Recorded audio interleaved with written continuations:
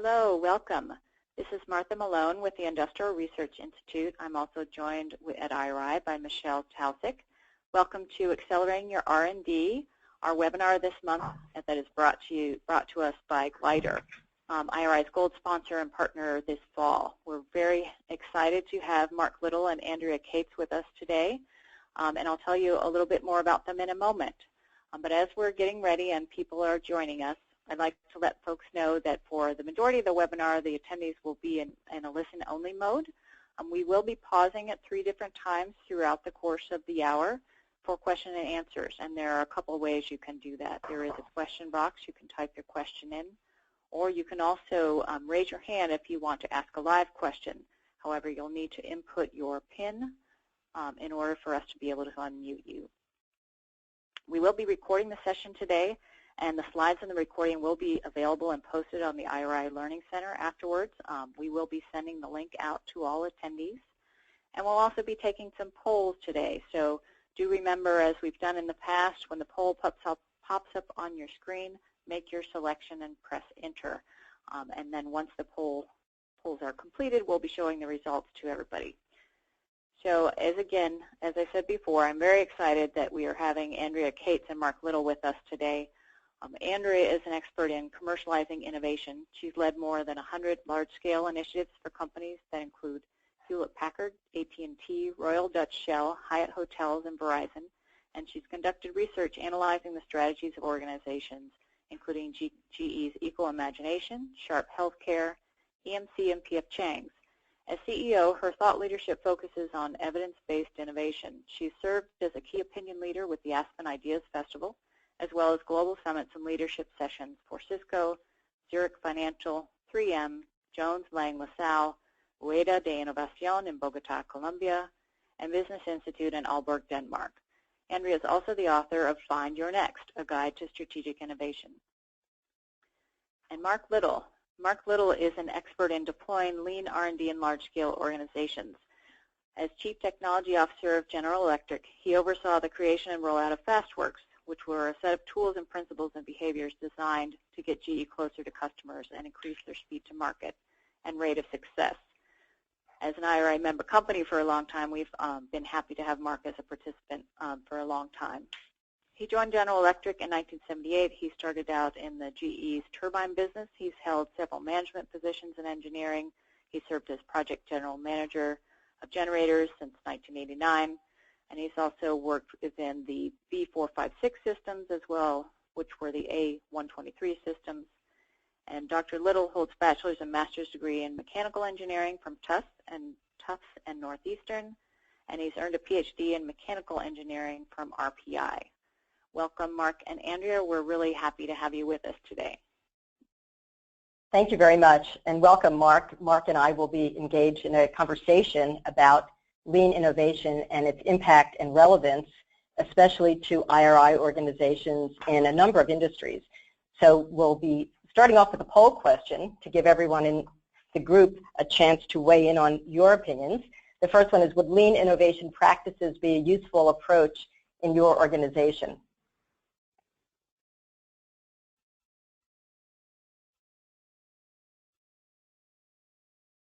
So, Mark, I'd like to, while people are answering this question, I'll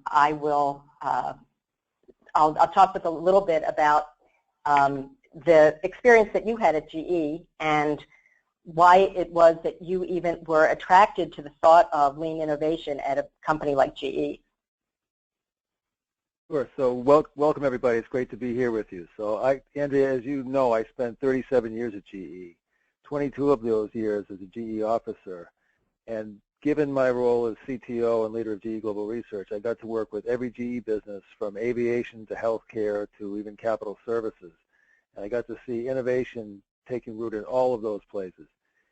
GE, as many other companies, big and small, are always looking for a better way to do things, and I, with my long tenure at GE, had lived through things like GE Workout and Six Sigma, which many GE followers would remember.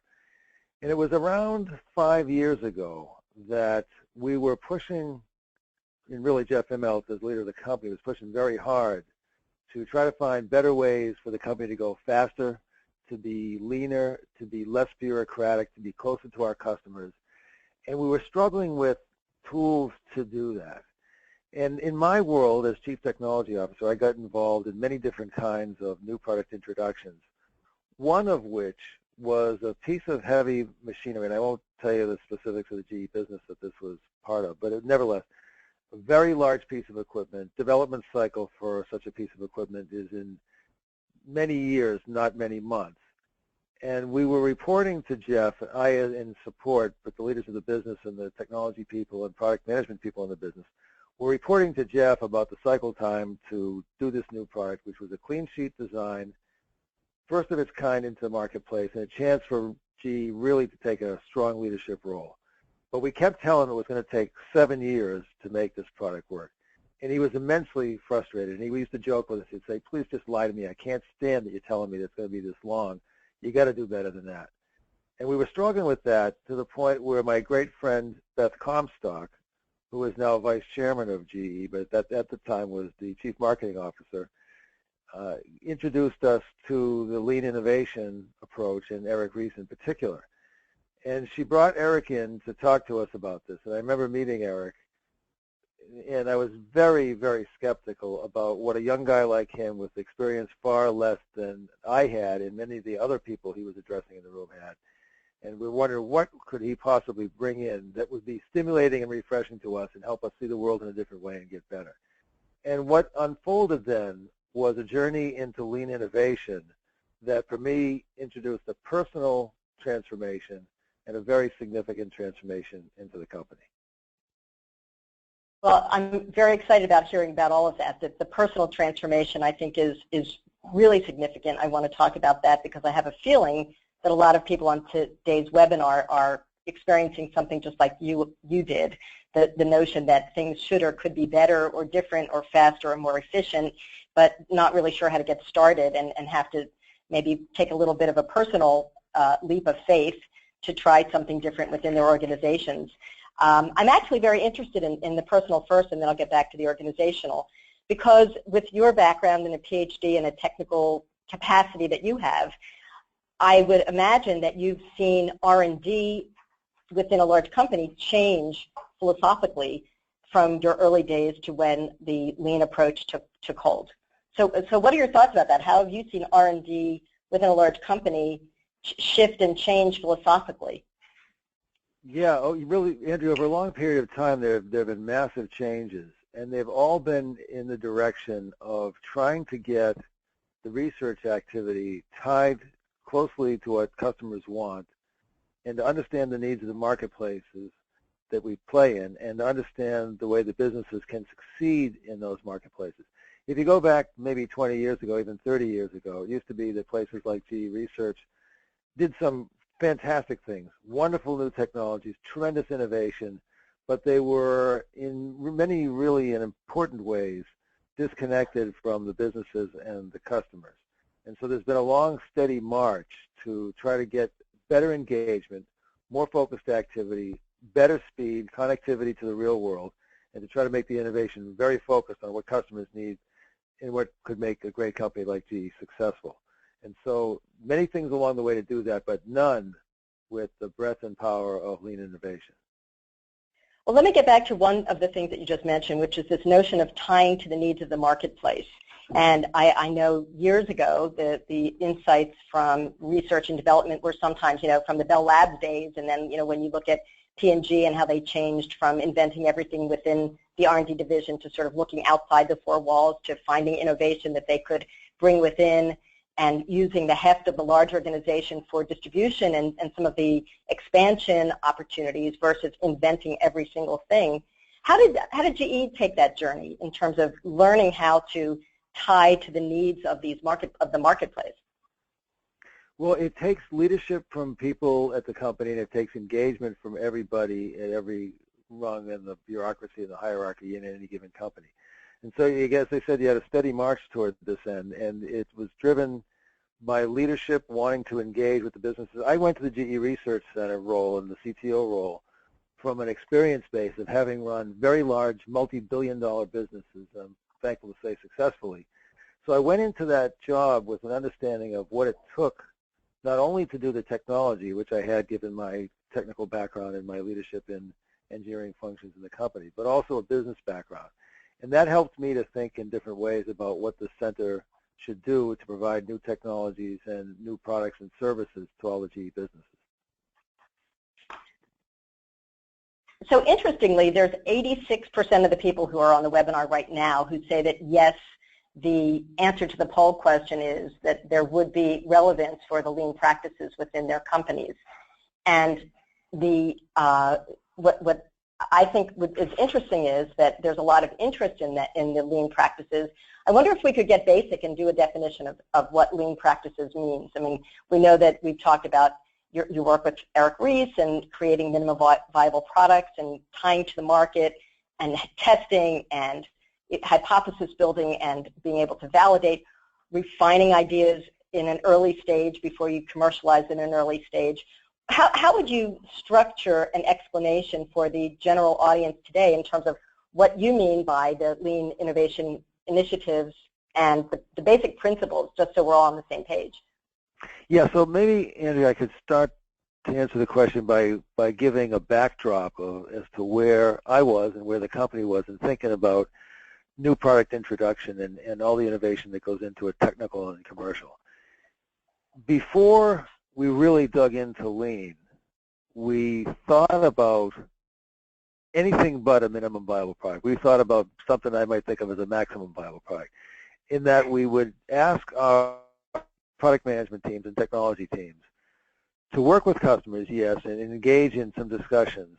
That was always part of the process. But the path forward then was to retreat into the engineering community, mainly where the work got done, taking all that market data, producing an extremely detailed product specification, and to set up business processes and milestones and toll gates that, as I told you in the case of the product that I mentioned earlier on, would take place over the course of 7 years. At the end of that grind over 7 years, you come out with the perfect product that every customer will love. And so you retreated really in a significant way from the constant touch of the marketplace and the constant evolution of the thinking around products. And that is a difficult place to be. You know, in GE we used to, and we still do, talk about say-do ratios. I said I would do something, and I did something. And that mentality is important in driving execution of a company. And it really matters a lot to outstanding performance in the long run.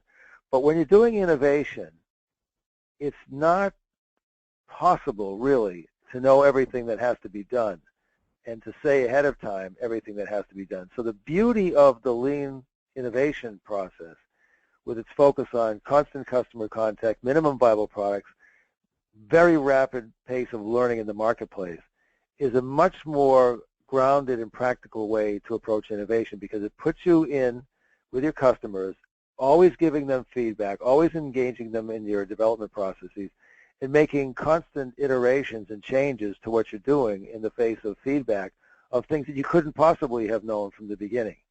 And again, just to go back to the example of this one large product that I was talking about with its very long development cycle, we would have gone into our hole, so to speak, for 7 years and come out the back end with hopefully something that would win the marketplace. But instead, we iterated fast. We learned from what was going on. We tried some MVPs. We got into the marketplace with products that were not going to be the ultimate products, but that had some suitability in the marketplace. We put them in our customers' hands, and we learned from those experiences. And that, all that informed a much, much better product in the end and much better speed to market. And just to give you some sense of it, by doing these MVPs, we got probably $50 million worth of orders for products that we never would have sold had we stayed on the track of just looking for the big bang at the end of the 7 years. So that experience and thought process started to set off a real explosion of new thinking and energy and passion around a new approach of speed to market, constant customer feedback, adaptation, minimum viable products, and doing what the customer needs. And the metrics changed from not did I do what I said 2 years ago on the date that it was due, but did I learn something that I needed to learn along the way to inform my development process as I go? And that is a very powerful mind shift in any company, large or small. And for a company like GE, which has a very strong track record of succeeding in the marketplace, that mental shift was very liberating because it freed everybody to take a chance, to know that you would fail on some things, but you would learn and get better as you go. And it made the place a much more exciting place to work, and it just got everybody fired up about getting good stuff to our customers fast. Well, I'm excited about all of that, especially as you know, I share the passion of getting large companies to get on board with these techniques, thinking that now is the time, that what we learned even 5 or 10 years ago in terms of the efficiency of the market and how important it was to be efficient. And then, as you mentioned, the importance of, I like how you described the say-do ratio, being able to execute well, being able to deliver well, being able to have a process that is dependable and somewhat without risk. That shifted over the past 5 to 10 years, so that the risk can be in not learning how to embrace innovation. The risk can be not necessarily doing yesterday and doing tomorrow what you did well yesterday, but figuring out what you should be doing as a very important part of the equation. So this notion of being able to quantify this and being able to systematize lean innovation within a large company is really appealing. I think startups have done this well for years, but that doesn't necessarily translate to a large company. So before we get to the audience questions, because we have a lot in the queue, what would you say is the biggest mindset shift that the company made? Because we'll talk about metrics later, we'll talk about some of the challenges later, but you personally, something sparked for you personally, but what did you see in your peers? Were there different people involved in the process than before? Were there engineers or R&D people who had a new mindset as a result of these lean processes? Well, it's funny to think back on this, Andrea, because there was a significant mind shift that took place at different levels in the organization. Just to go back to the one product, the product that I described to you all was one that started our journey inside GE, but the journey went very quickly beyond that to all businesses and all of their major products. And we worked as a tops-down company like GE can with a new direction to get people engaged. And we ran sessions at our training session in Crotonville where we brought in people from every business. These were new product development teams. They were cross-functional. They involved marketing people, product management people, technology people, finance people, the whole bunch. We brought them in and asked them to engage with us on thinking through speed to market on a particular product that they were trying to introduce. So we'd get groups of these folks in sessions that were early learning for us. And it was really a remarkable thing that took place. These people were typically people who were mid to high level folks in the organization with some significant authority inside the organizations they came from to get things done. And they came in, as I came in, to the early learning session on lean innovation, skeptical, thinking that it really wouldn't make much difference. And I remember having a session in the very early days of this with a group that happened to be from my old business, the power business. And I had what was sort of an embarrassing argument with them about what we were trying to accomplish. And my argument was the only metric of success for us was product cycle time reduction in this exercise. And they came in thinking, it can't be done, we're on a track, we know what we're doing, nothing can change. And I had a very significant public argument with them about this. Now, literally, 3 days later, 3 days, not 3 months, 3 days later, at the end of the session we had in our training session in Crotonville, they came in to the report out session to us, very enthusiastic, excited about what it could mean, had ideas about minimum viable products that they could take to the marketplace, get there faster, and learn from experience. And it totally changed their mindset. And what was amazing to me as I saw that same sort of thing happen time and time again with senior leadership teams from across every GE business. Now, on the different side of it, we just go back to the research team.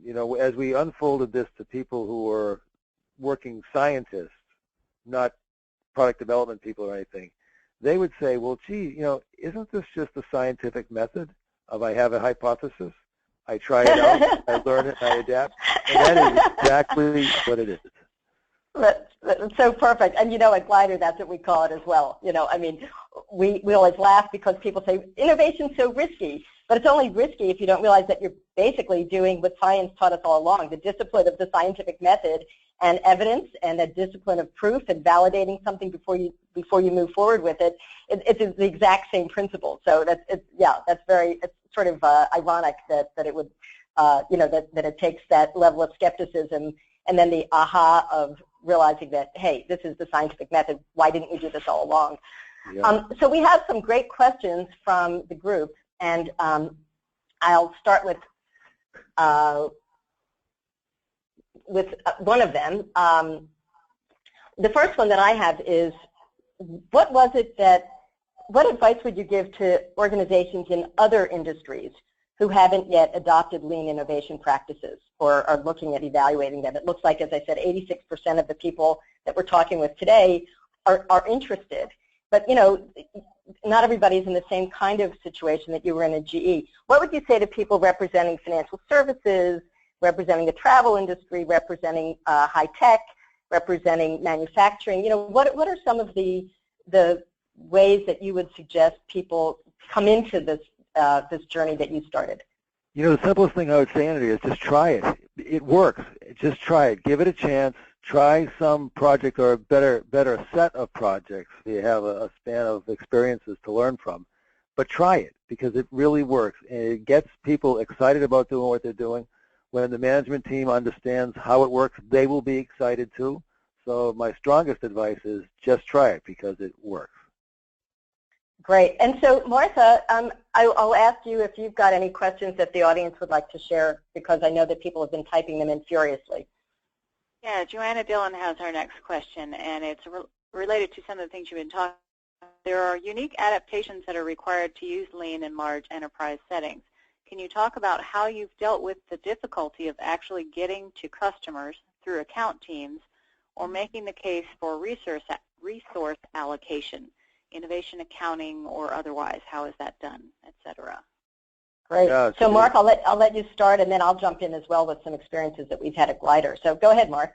Yeah, okay. So I think the basic thing to do is to engage all these groups early on, make them part of the team. And, one of the learnings we had is that people had to be really seriously in on the team or not. And you want to have a team have as much span as it takes to do the project, whatever that might be.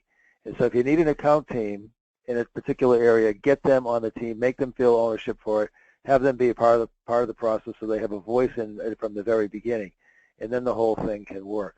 The innovation accounting metrics are something that is interesting. I think Andrea has probably some thoughts on that, but what we learned at GE is that we had to create and probably recreate in each business our own ways of thinking about what we would be monitoring, and I think there are better ways to do that. So, Andrea, I'll let you expand on that.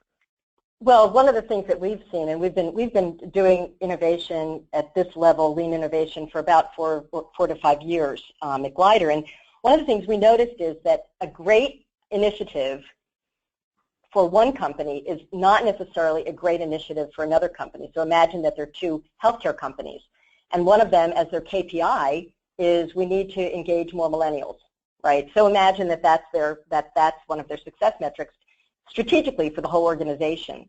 And another healthcare organization doesn't have that as their KPI.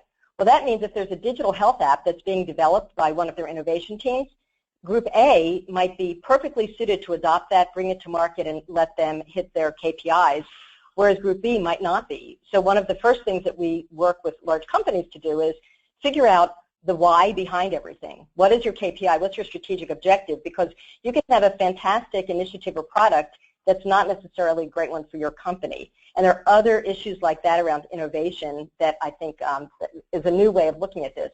One last thing is that to go back to the teams and the perspectives, what we've learned is that you absolutely need to break down silos. And when Mark was speaking earlier, we were thinking about the years ago when R&D were the technical guys, and it was just people who had PhDs and they were technical, and if there was what we call technology readiness, that meant that it was, that the mechanism was going to do what you said it was going to do, or the material science guide said, yeah, this nanotech is going to work exactly like we said. But what we is that the absolute key to this process at the team level is to break down silos and have a technical person, a hacker, a marketer, all be responsible for listening carefully to the words of the customer. It's not enough for the, quote, marketing types. So it's this cross-functional team that's very, very important for the process. That's been our experience. Martha, another question? Yeah, our next question is from Tatiana Smuts. You mentioned the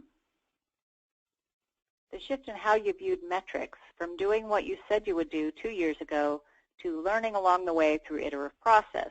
Can you share examples or some more detail around some of the metrics you looked at to track what we're learning along the way? Yeah, Mark, I'll let you go first. Go ahead. Yes, thanks, Andrea. So again, to reframe it, in the course of a big project, you would have milestones like drawings delivered, orders placed to the vendors for sourcing, manufacturing milestones, and all those things. And you would measure those like crazy. And to be fair, you still want to do that.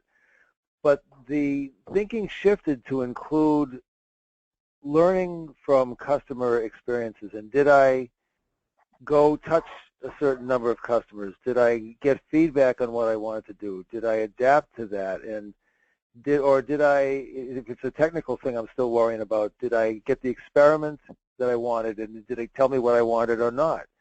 And so the shift is basically to a number of learning metrics that tell you things that you don't know, because part of this whole idea is leap of faith assumptions that are stated at the beginning, things that you believe but have not proved yet. And what you want to do is put metrics in place that knock down those assumptions and either validate them or tell you to do something different as soon as possible. And you don't want to have those assumptions hanging around to the end. You want to knock them down as soon as possible so you're really grounded. So metrics that are focused much more on learning and learning quickly are important. And one of the ways inside GE that helps to do that was if you shifted the thinking from project teams and management teams interacting around the kind of milestones that I mentioned before, like drawings on time and so forth, to a set of management team reviews that have to do with funding tied around learning metrics that tell you whether the marketplace is wanting what you have to sell, getting feedback from customers, moving the product forward, all those things. They shift the discussion in a really powerful way and get everybody on the same page quickly and help move the process forward with much, much greater speed, which of course is the result that you want. Andrea? And I'll broaden this to a few other industries. So as I said, we've worked with maybe 8 or so industries, probably more over the past few years. And I know, for instance, in financial services, you can have a moment where you're wondering if the disintermediation of fintech is going to affect a large company and how to deal with that. You can have a high-tech company that's looking at innovation at the Internet of Things and how that's going to make them have new partner relationships. So people are being disrupted. People are looking at different ways of changing business as usual. And so rather than approaching these new situations with certainty, I am 100% positive, I've done a market study, I've figured out exactly what the answer needs to be before I move forward. What Mark is saying is exactly right. The learning metrics mean that you start with a hypothesis and you take certainty off the table. You start with sort of a beginner's mind. And you have a hypothesis and you're thinking, I wonder if this approach to disintermediation of the financial services market would apply to our company.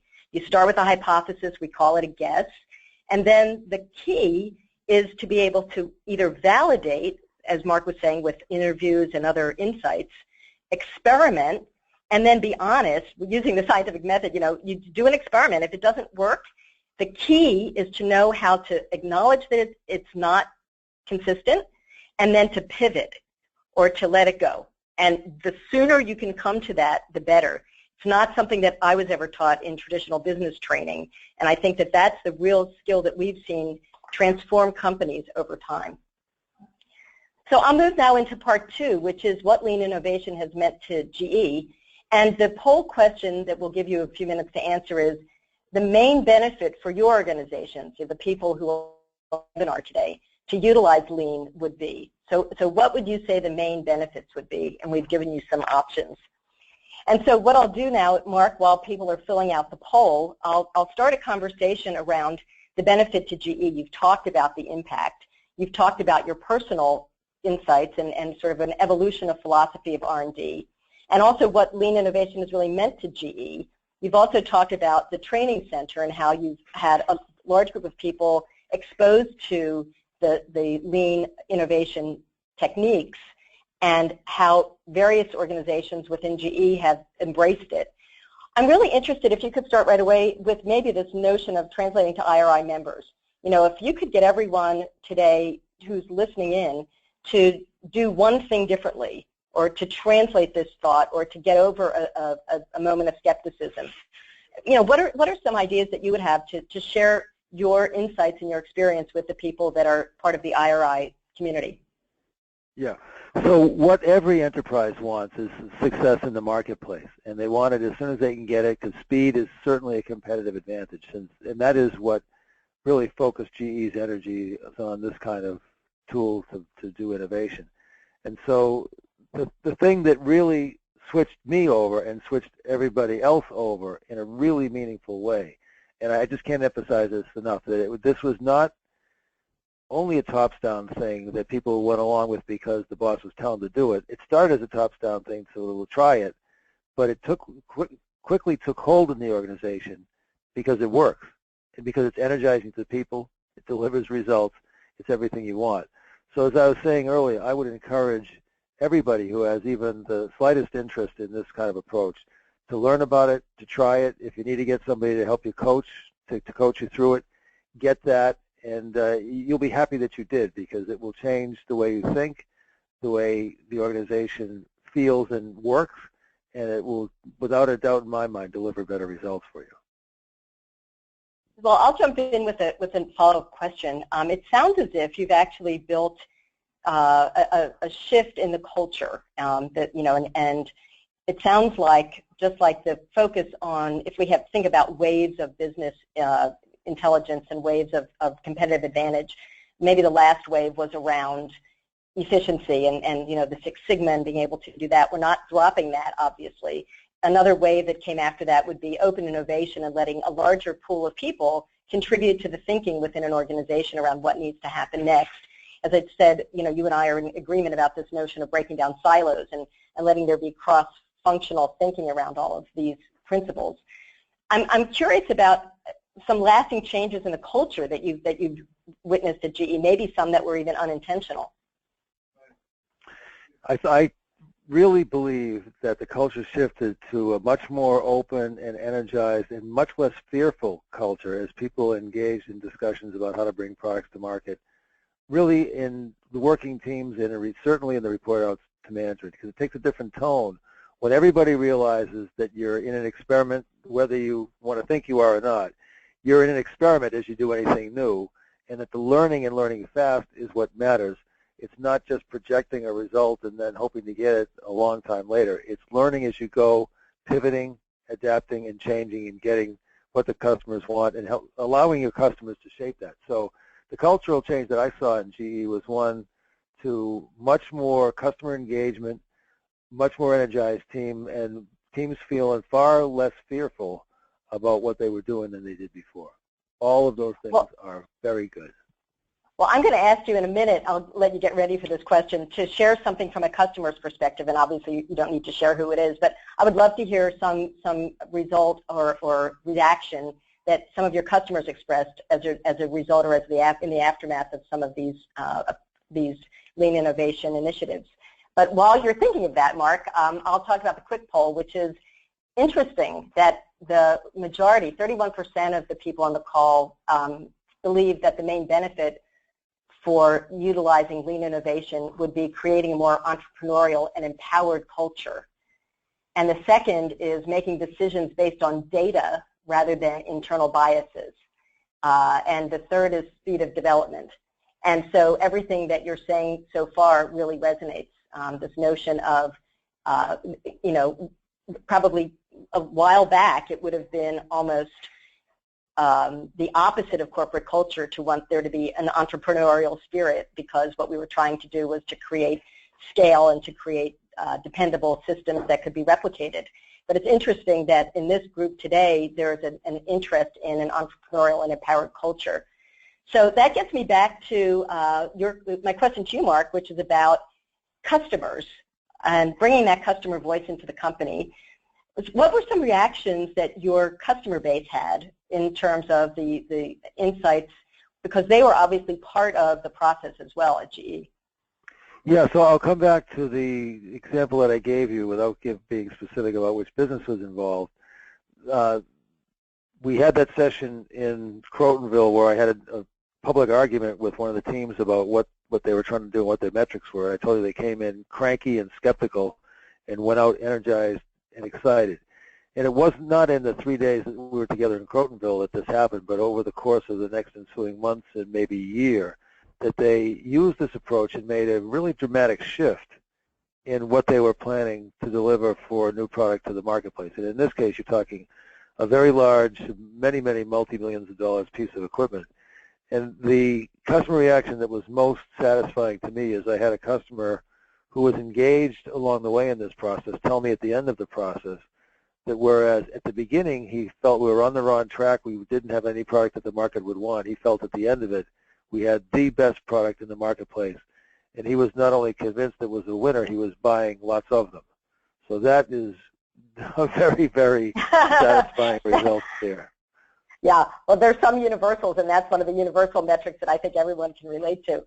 So I'll turn it to Martha to see if there are some questions from the group. Yeah, earlier you talked about success of lean innovation in the healthcare system. So Jean asked the question, where have you seen these successes in the healthcare system? Maybe you can talk a little bit more about that. Well, I'll jump in first. And, oh, I'm sorry, Mark. Go ahead. Sorry, go ahead, sorry. Andy. Please go ahead. Well, I was going to say that we've done quite a bit of work in the healthcare space, and surprisingly, it's one of the few places where we've said it couldn't possibly work if there's some diagnostic that's going to be too technical. If it has to do with FDA trials, it's going to take too long. If it has to do with patient care, how can you use a process like lean innovation in the service setting? So we walked in, just as Mark was saying, GLIDR walked in very skeptical about any possibility within the healthcare space. And we're surprised because over the past few years, what we've seen is people who are practitioners have huge insight in terms of the needs of their patients. And we've worked with many large healthcare organizations in a lot of different aspects of the ecosystem, whether it's a care provider or a service provider or an inventor of technology. And what we've seen is that a couple of things are really important. One is getting, and some of these, of course, have to do with regulation. So there was one organization we worked with in Europe, and a large pharma company, and they were trying to change the dynamic of how they could interact with their patients in general. They had some intermediaries, and they needed to look at a process change so that they could become patient advocates during clinical trial. So it was a very interesting way of streamlining their internal processes so that they could then offer innovations to people who were going through clinical trials. Very unusual application. On the other side of the spectrum was a healthcare organization that was looking to bring actual products to market that could serve patients better. And so there was a whole re-engineering and development of a product line that was for families that came from an observation that the clinicians had, needs that the families had, and a multifaceted team that figured out how to create a sort of service in a box that could be provided for new mothers as when their babies were born. Brand new way of having the healthcare organization relate to their patients, and the unintended positive consequence was that these families became much more loyal to the healthcare brand as a result of this initiation of this new product line. So Mark, do you have some examples as well? Well, mine would come from a product and services perspective inside healthcare, not a healthcare system view. And the example that comes to mind to me is the activity that GE has in India and countries that need low-cost products and services, unlike the developed world. And there's a very, very substantial team effort, very well-funded effort, to do innovation for that segment of the population, which exists not only in India, but in many other countries as well. And there, the customer engagement and learnings were profound and, again, very, very fast. And one example that sticks in my mind is the idea of a baby warmer, which in a place like the United States is a sophisticated device with lots of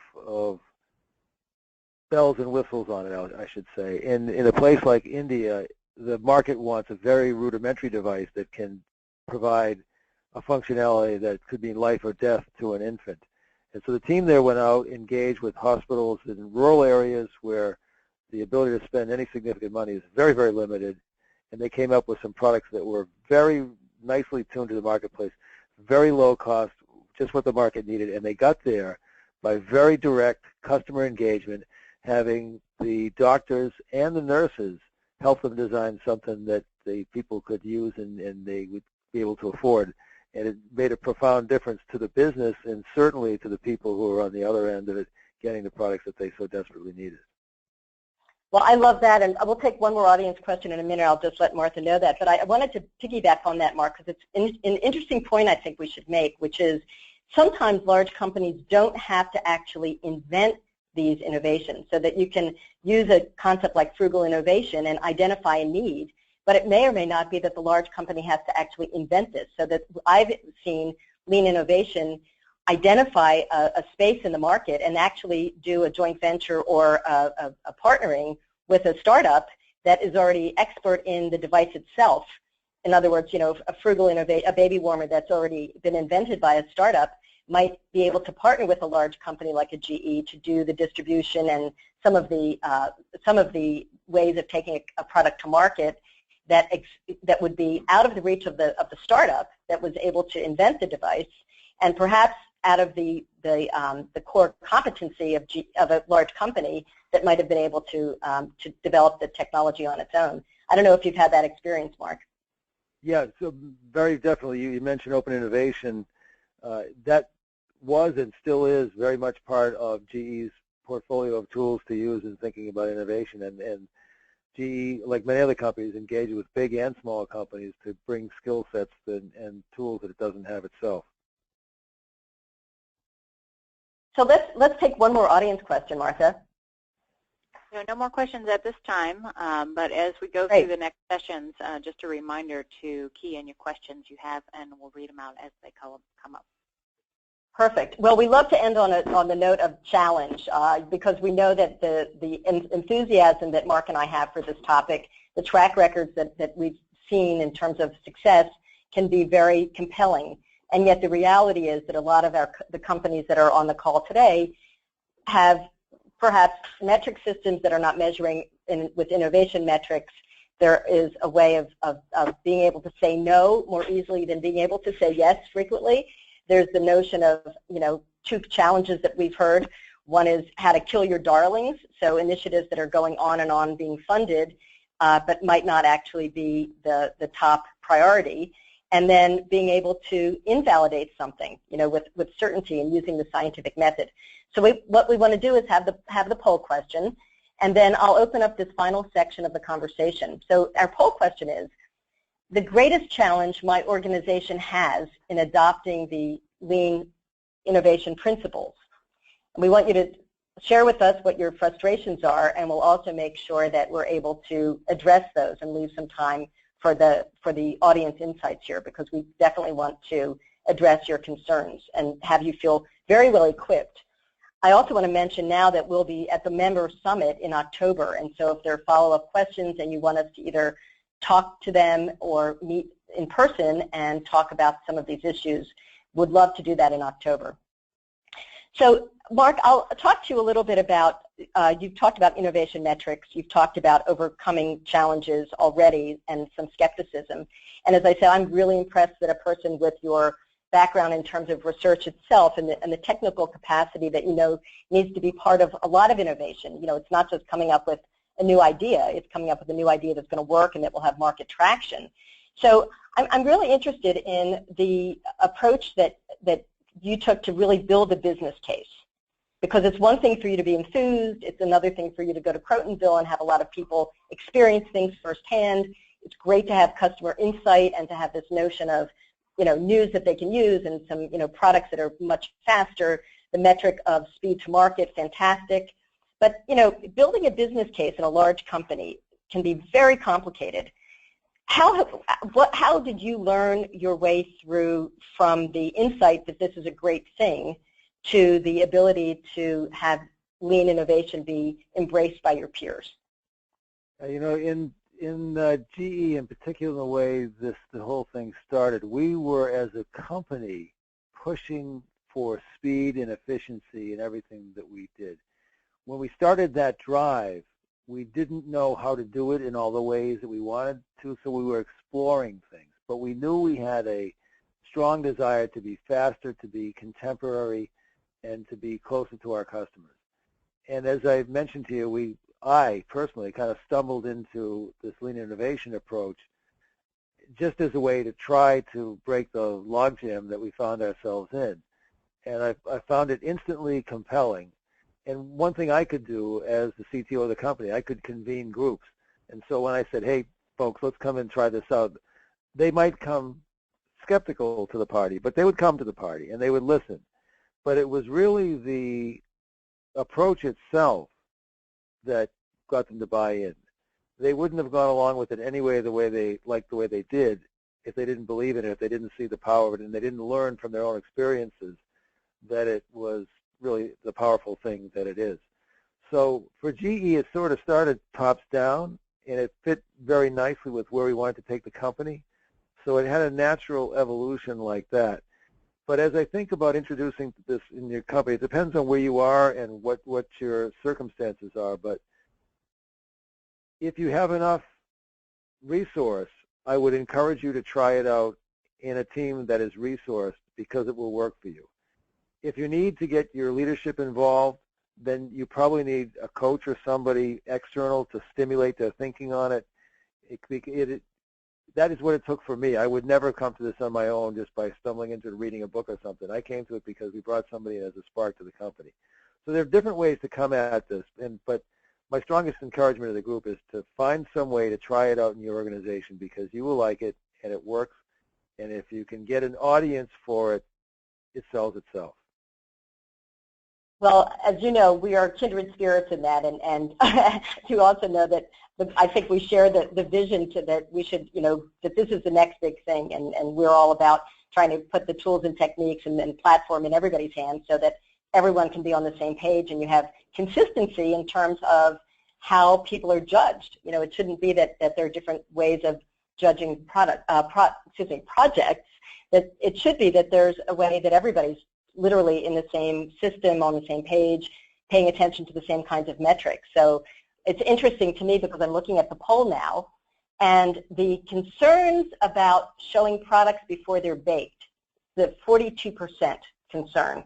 People are concerned about whether or not within their cultures showing products before they're baked. And the second highest is marketing and sales feeling that they own the customer relationships.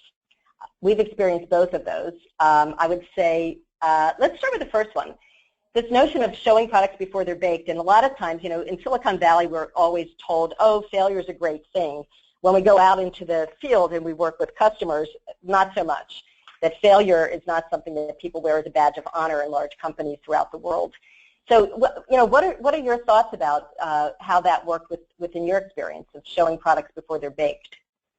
Yeah, as you say, Silicon Valley, you think software, and when the origins of this whole approach were in the software world much more than the hardware world. And that was one of the things that we worried about when we came to bring it into a company such as GE, which certainly at the time was very much a hardware products and services based company. And we worried about the adaptability of those concepts, and we worried about this very thing. I'm not surprised that this comes up as the highest level of an issue here. The idea of not being sure about all the elements of what you're trying to produce, and exposing yourself with uncertainty in front of a customer can be a very unnatural event for a big company, particularly a strong big company, or really any kind of a company. And I think the thing there is just jump in the water. The water's fine.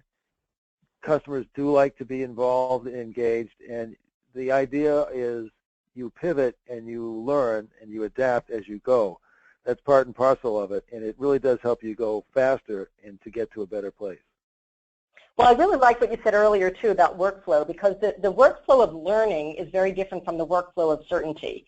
And so if you go into, with a metric in the beginning and you absolutely have to do exactly what you said you would do, and you go on a path and you don't veer from it, that in and of itself can inhibit people from going into places of ambiguity. When you hear a no early on from a customer, if you're certain and you have really committed yourself to that particular metric, you might actually have happy ears and hope that they're telling you something that might not be true. And so what I like about what you're saying is to have people think about workflow differently and have people embrace the notion of it's not just doing anything and it's not failing, it's sort of reconstituting your assumptions. And the notion of a pivot means the evidence is pointing you in a new direction, not the evidence is telling you to shut down. And I think that that's been an observation that I've made as well. So I have a second issue here, and then we'll take another question, Martha. This notion of marketing and sales feeling that they own customer relationships.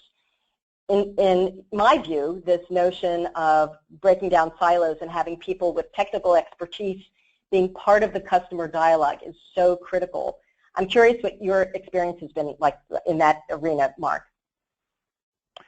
Yeah, I think you have to have a cross-functional team, as I mentioned before. The marketing people have to feel like they're part of it, that they are as responsible to the engineering teams as the engineering teams are as responsible to them. And they have to be willing to open up the doors to their customers, to the enterprise's customers, and get them involved. And that has to be the way it is. And if that's an issue in your company or your organization, then you've got to work that one very hard, because it's got to be a seamless team, and it's the only way it can succeed. And seamless teams are fun too. Seamless teams, when they're led right and they succeed right, are the best part of business for me. That's nothing like having a high-performance team where everybody's involved with everybody else, from the marketing sales guys right down to the guys in the shop. I think that having fun at work is probably a great takeaway, because it sounds like from the explosion and the passion and the impact and the fun, that this is a way that people can really re-engage in a different and somewhat refreshing approach to tackling pretty challenging market requirements and changing customer needs. Martha, could you give us another question from the group? Sure. The next question's from Vincent. He asked the question, can you push all projects in a lean process, or should you only use it for 10% of your risky projects? Well, I can tell you my GE experience. We were going through every project as a lean project, not just the riskier ones. But you might, if you were thinking about starting off, you might start off the ones that are a little riskier, maybe they're more novel. But we've at GE tried to apply this to everything that we do, because it is such a powerful way. Great. Another question, Martha? Yes. The next question, did GE reward its entrepreneurs? That's I-N, entrepreneurs. Oh, okay. So maybe I could just answer this question by telling a little bit about the way the funding mechanisms changed, too. So it used to be that we'd have an annual budgetary process, that we would allocate all the funding really on a yearly basis, whether a yearly basis had any connection to the marketplace or not. And we would set in place milestones and then track progress across the course of the year, but really only revisit the funding annually. That's not exactly the way it was, but in the main, that's the way it was. And what has happened now is there's still some of that for bigger, long cycle projects, but there's much more of a feeling of funding being allocated on a cycle that matters to the marketplace and that matters to the learning that's going on in the process. So you see inside GE a shift toward smaller allocations of funding that are reviewed much more frequently based on expectations of learning and a recognition that you should pivot as you go. Inside that pool of funding, there's an allocation toward what are referred to in the question as entrepreneurs, people who have their own ideas that may be out of the mainstream, and there are pools of funding allocated to them to help develop their ideas, and a recognition that some of those will fail and some of those will succeed. And I would like to think that there's recognition and a reward even for people who fail with what looked like a good idea if it's pursued in the right way, with the right vigor, with the right intensity, and the right speed. I can think of good examples in my own experiences as leader of global research where we tried some very technically difficult things, and we asked people to try them out for us, knowing that the chance of success was small, realistic, but small. And when they failed, we had very nice celebrations and recognitions for those people for having done something extraordinary. That's an important part of the whole cultural game here. Well, I'll close this out a bit and then throw it back to Martha. For me, what this conversation's been about is a huge shift that is around how risk is viewed in and how innovation is viewed within today's business environment. And the notion that people can have fun and be passionate about something that's basically using the scientific method to validate ideas. You know, not just to have open innovation and have a lot of ideas, but to develop sort of portfolio thinking around which are the right ideas for us, to integrate metrics, to figure out ways to validate, and to get cross-functional teams. This is the wave that most businesses are now on. And the way that you, Mark, have been able to share with us the step-by-step approach and successes that led you at GE to go from skeptic to someone who now talks about explosions of impact and passion is something that I think everyone in the IRI community can hopefully adapt to their own challenges and be able to take a baby step to begin the journey. And once again, as I said, we'll be at the member summit in October. We really look forward to seeing everyone. And Martha, back to you. Yeah, I think we might have time for one last question, and this is from Scott. You know, Scott, if you knew now, if you knew at the start of Fastworks what you know now, what would you do differently? I would have just gone faster, really. As I said, I came into it a skeptic, and the whole organization had at least my level of skepticism. And had I known, and I could have convinced them to know what I know, we just would have gone a lot faster into this. Great. So it looks like we have time for one more. We have a question from Nick. How did you determine at GE whether an idea should be commercialized within an existing brand or create a new brand, such as a new company? Well, this is a GE organizational question of significance, so I'll answer it this way. GE has powerhouse businesses that are big in global and scale, each to its own. So you have an aviation business that's $20, $25 billion in size. You have a healthcare business, similar power business is $35 billion. So each of these businesses has room to have lots of things inside the tent. And it's a rare thing that you would start a new business outside of one of those umbrellas. There's enough space in there to accommodate lots of things, and that's the way it goes. Great, and I think maybe one last quick question. Is GE still using the lean methodology on all of its projects and divisions? So I've been retired now for almost a year, so I'm not involved the way I was, but I still talk to my friends inside GE, and they remain as excited, as engaged in the process as they were when I was there, from all I can tell. Fabulous. Anything else, Andrea, before I wrap, that any more comments that you would like to make? No, I think that the key for me is looking at the group of cross-industry people who are participating today. I'm actually very open, would love to hear from everyone about their thoughts for their own industry. You know, there are just there are hundreds of people, I mean, dozens and dozens of people involved in today's webinar, and I would love to hear what people's thoughts are. So please feel free to contact us and share your thoughts with us, because we're all on the journey together. And again, as Andrea said earlier, both Andrea and Mark will be at the Member Summit. That's October 16th through 19th in Chicago. We're going to be talking about IRI's Digitalization Research Project. And again, the recording and the slides will be posted in the IRI Learning Center. We'll be sending a link out about that. I see folks sending in thanks a lot on the chat, so thank you both to Mark and Andrea for today. This was a great session.